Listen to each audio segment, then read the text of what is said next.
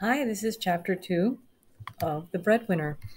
Mother and Nuria were cleaning again. Father kissed Ali and Miriam, went to the bathroom to wash the dust off his feet, face, and hands, then stretched out on a toshak for rest. Parvana put down her bundles and started to take off her chador. We need water, Nuria said. Can I sit down for a while? Parvana asked her.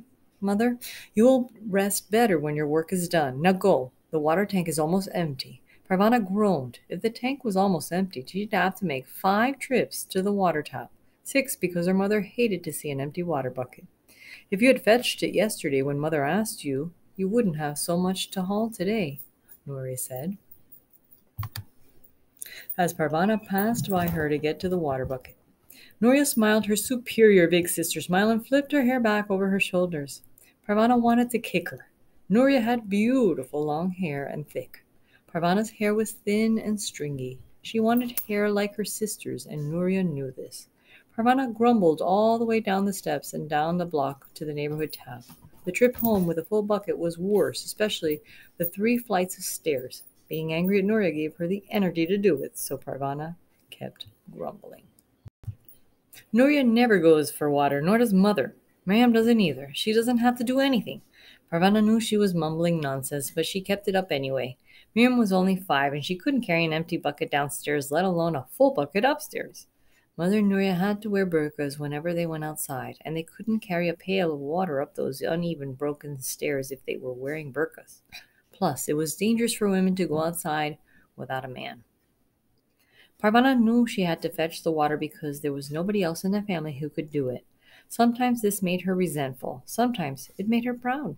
One thing she knew, it didn't matter how she felt. Good mood or bad, the water had to be fetched and she had to fetch it. Finally, the tank was full, the water bucket was full, and Parvana could slip off her sandals, hang up her chador, and relax. She sat on the floor beside Miriam and watched her little sister draw a picture. You're very talented, Miriam. One day you will sell your drawings for tons and tons of money. We will be very rich and live in a palace, and you will wear blue silk dresses. Green silk, Miriam said. Green silk? Parvana agreed. Instead of just sitting there, you could help us over here. Mother and Nuria were cleaning out the cupboard again. You cleaned out the cupboard 3 days ago. Are you going to help us or not? Not, Parvana thought, but she got to her feet. Mother and Nuria were always cleaning something. Since they couldn't work or go to school, they didn't have much else to do. The Taliban have said we must stay inside. But that doesn't mean we have to live in filth, Mother was fond of saying. Parvana hated all that cleaning. It used up the water she had to haul. The only thing worse was for Nuria to wash her hair. Parvana looked around their tiny room. All of the furniture she remembered from their houses had been destroyed by bombs or stolen by looters. All they had now was a tall wooden cupboard which had been in the room when they rented it. It held the few belongings they had been able to save. 2 toshaks were set against the walls, and that was all the furniture they had. They used to have beautiful Afghan carpets. Parvana remembered tracing the intricate patterns of them with her fingers when she was younger. Now there was just cheap matting over the cement floor. Parvana could cross their main room with 10 regular steps one way and 12 regular steps the other way. It was usually her job to sweep the mat with their tiny whisk broom. She knew every inch of it. At the end of the room was the lavatory. It was a very small room with a platform toilet, not the modern Western toilet they used to have. The little propane cook stove was kept in there because a tiny vent high in the wall kept fresh air coming into the room. The water tank was there too, a metal drum that held 5 pails of water, and the wash basin was next to that. Other people lived in the part of the building that was still standing. Parvana saw them as she went to fetch water or went out with her father to the marketplace. We must keep our distance, Father told her. The Taliban encourage neighbors to spy on neighbor. It is safer to keep to ourselves. It may have been safer, Parvana often thought, but it was not also lonely. Maybe there was another girl her age right close by, but she'd never find out. Father had his books, Miriam played with Ali, Nuria had Mother, but Parvana didn't have anybody. Mother and Nuria had wiped down the cupboard shelves. Now they were putting things back. Here's a pile of things for your father to sell in the market. Put them by the door. Mother directed her. The vibrant red cloth caught Parvana's eyes. My God, my good shalwar kameez. We can't sell that. I decide what we're going to sell, not you. There's no longer any use for it unless you're planning to go to parties you haven't bothered to tell me about. Pravana knew there was no point arguing. Ever since she had been forced out of her job, Mother's temper grew shorter every day. Parvana put the outfit with the other items by the door. She ran her fingers over the intricate embroidery. It had been, I'm sorry. It had been an Eid present from her aunt in Mazar-e Sharif, a city in the north of Afghanistan. She hoped her aunt would be angry at her mother for selling it. Why don't we sell Nuria's good clothes? She's not going anywhere. She'll need them when she gets married. Nuria made a superior sort of face at Parvana. As an extra insult, she tossed her head to make her long hair swing. I pity whoever marries you, Parvana says. He will be getting a stuck-up snob for a wife. That's enough, Mother said. Parvana fumed. Mother always took Nuria's side. Parvana hated Nuria and she hated her mother, too, if she wasn't her mother. Her anger melted when she saw her mother pick up the parcel of Hussein's clothes and put it away on the top shelf of the cupboard. Her mother always looked sad when she touched Hussein's clothes. Nuria hadn't always been the oldest. Hussein had been the oldest child. He'd been killed by a landmine when he was 14 years old.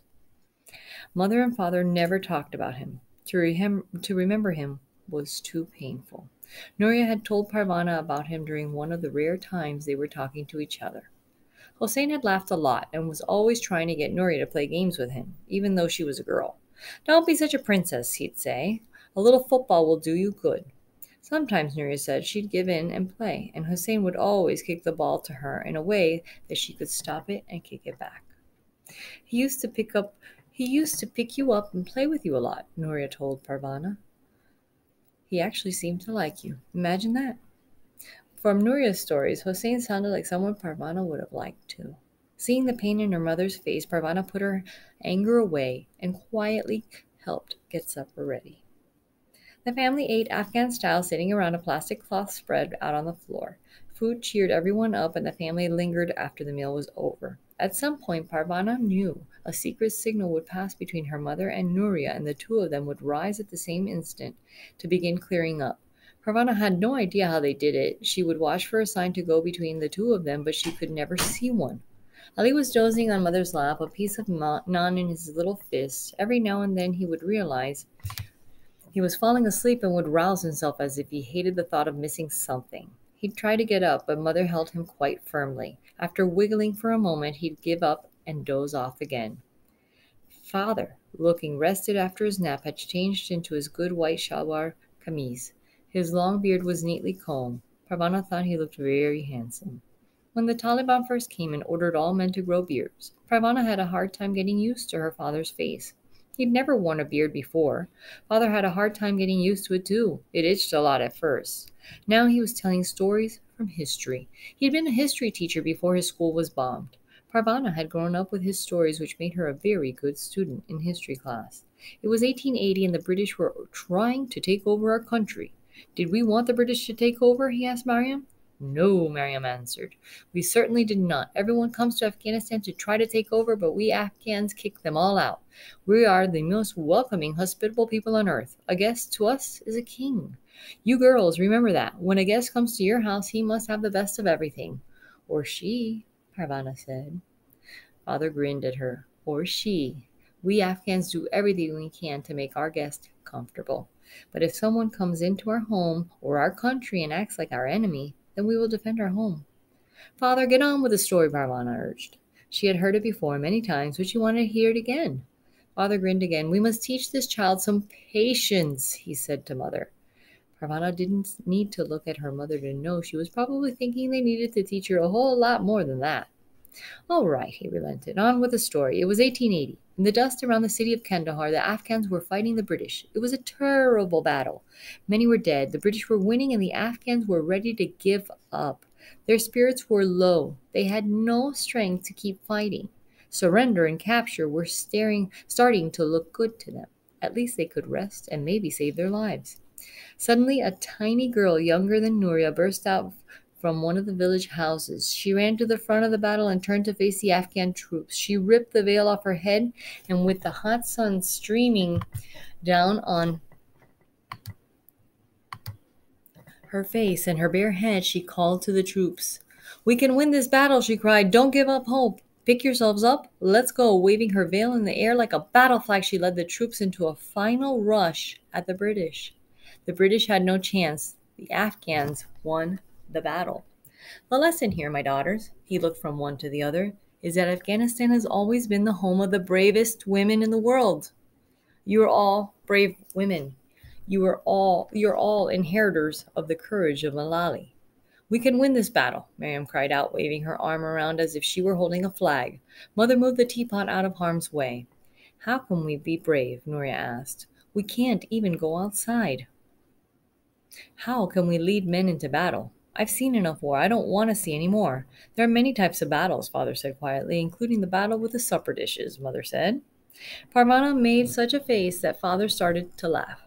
Miriam tried to imitate it, which made Mother and Nuria laugh. Ali woke up, saw everybody laughing, and he started to laugh too. The whole family was laughing when 4 Taliban soldiers burst through the door. Ali was the first to react. The slam of the door against the wall shocked him, and he screamed. Mother leapt to her feet, and in an instant Ali and Miriam were in a corner of the room, shrieking behind her legs. Nuria covered herself completely with her chador and scrunched herself into a small ball.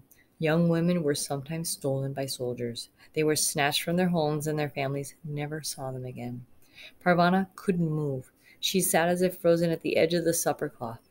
The soldiers were giants, their piled high turbans making them look even taller. 2 of the soldiers grabbed her father. The other 2 began searching the apartment, kicking the remains of dinner all over the mat. Leaving him alone, Mother screamed. "He was done. He has done nothing wrong." "Why do you go to England for your education?" the soldiers yelled at Father. "Afghanistan doesn't need your foreign ideas." They yanked him toward the door. "Afghanistan needs more illiterate thugs like you," Father said. One of the soldiers hit him in the face. Blood from his nose dripped onto his white shalwar kameez. Mother sprang at the soldiers, pounding them with her fists. She grabbed Father's arm and tried to pull him out of their grasp. One of the soldiers raised his rifle and whacked her on the head. She collapsed on the floor. The soldier hit her a few more times. Miriam and Elise screamed with every blow to their mother's back. Seeing her mother on the ground finally propelled Parvana into action. When the soldiers dragged her father outside, she flung her arms around his waist. As the soldiers pried her loose, she heard her father say, "Take care of the others, my Malali." Then he was gone. Parvana watched helplessly as 2 soldiers dragged him down the steps, his beautiful shalwar kameez ripping on the rough cement. Then they turned a corner and she could see them no more. Inside the room, the other 2 soldiers were ripping open the toshaks with knives and tossing things out of the cupboards. Father's books at the bottom of the cupboard was a secret compartment her father had built to hide the few books that had not been destroyed in one of the bombings.